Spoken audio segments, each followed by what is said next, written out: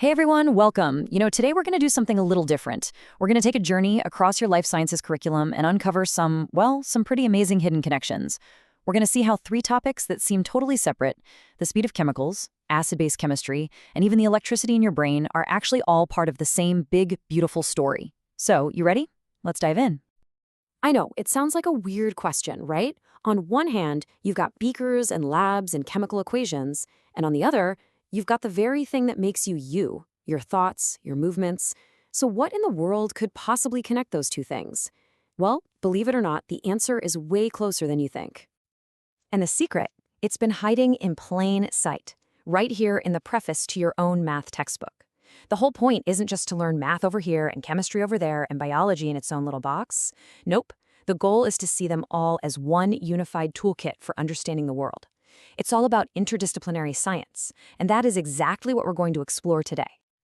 Okay, so here's the plan for our little journey. We'll kick things off by looking at the speed of chemical reactions. Then we'll find our balance with pH. After that, we're going to plug into the body's incredible electrical grid. And finally, the best part. We'll connect all these dots to give you a really powerful advantage, especially when it comes to your exams. All right, first up, speed. But we're not talking about the speed of a car or a runner. We're talking about the speed of life itself, right down at the molecular level. And this, my friends, is the world of chemical kinetics. So, to put it simply, kinetics is all about how fast or slow reactions happen. I mean, think about it. Why does one reaction explode in a fraction of a second, while something like rust takes years to form? Well, kinetics is the science that gives us the answers. And this image is just perfect to illustrate this. You've got this instantaneous massive flame from the fire breather. That's a super fast combustion reaction. But then you look in the background, the yellowing of those leaves. That's also a chemical reaction, just a much, much slower one. See? Kinetics helps us understand and even control this whole spectrum of speeds. So, the big question is, how do we actually control that speed? Well, we basically have four main dials we can turn. First, we can up the concentration of the reactants. It's like crowding more people into a room to make them bump into each other more often. We can also turn up the heat, which gives all the molecules more energy to react. Or we can add a catalyst. Think of it like a chemical matchmaker that helps reactions happen faster without getting used up itself. And finally, we can increase the surface area. I mean, you know how a sugar cube dissolves slower than granulated sugar, right? Same idea. And here's how we actually describe these rates with math. Chemists classify reactions by their order, which is really just a fancy way of saying how much the reaction's speed changes when we tweak the concentration of the ingredients. So for example, in a first-order reaction, if you double the concentration, you double the speed. It's that simple. These rules let us predict exactly how a reaction will behave over time. This is super fundamental stuff. Okay, so we've got the speed of reactions down. Now let's switch gears and talk about the environment they happen in. Because in biology, one of the most critical factors of that environment is, without a doubt, pH.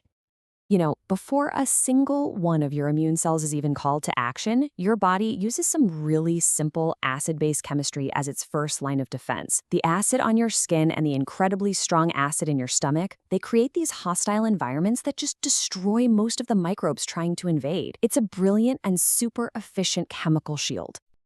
And honestly, it goes so much deeper than just defense. Every enzyme in your body has a perfect pH where it works best.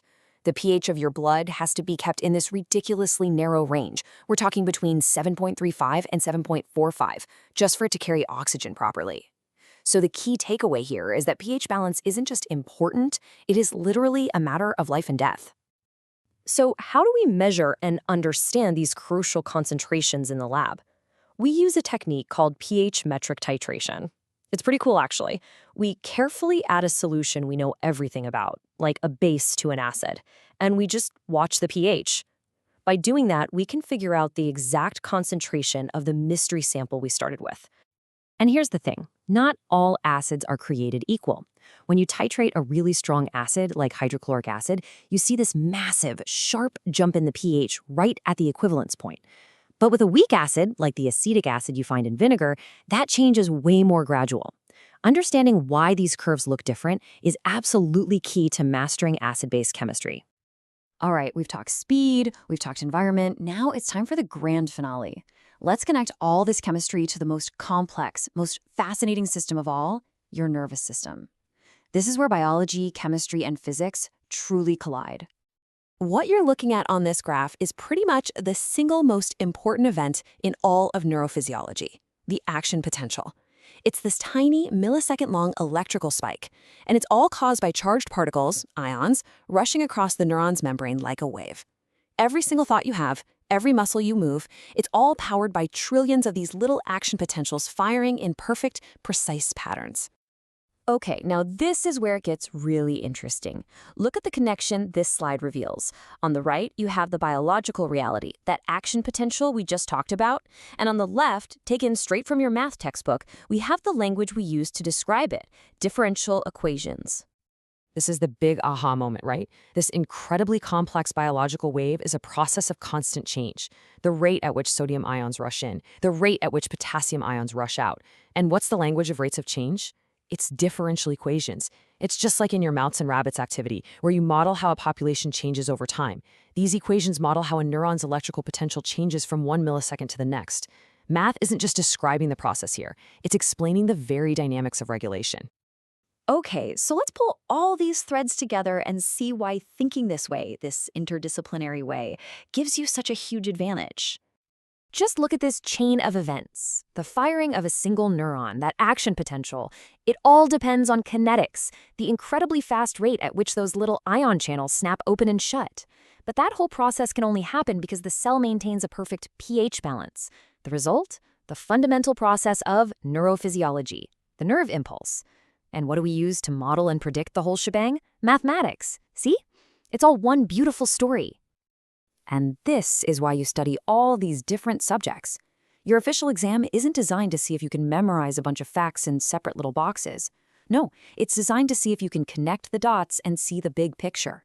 I mean, imagine a question that asks how a change in body temperature, that's kinetics, could affect nerve impulse transmission, that's neurophysiology. Making those connections, that's the key to real success. So, I'm going to leave you with a final thought to chew on. We've connected all these ideas to the nervous system, but where else in the body does this happen? I mean, think about muscle contraction, or digestion, or how your kidneys filter your blood.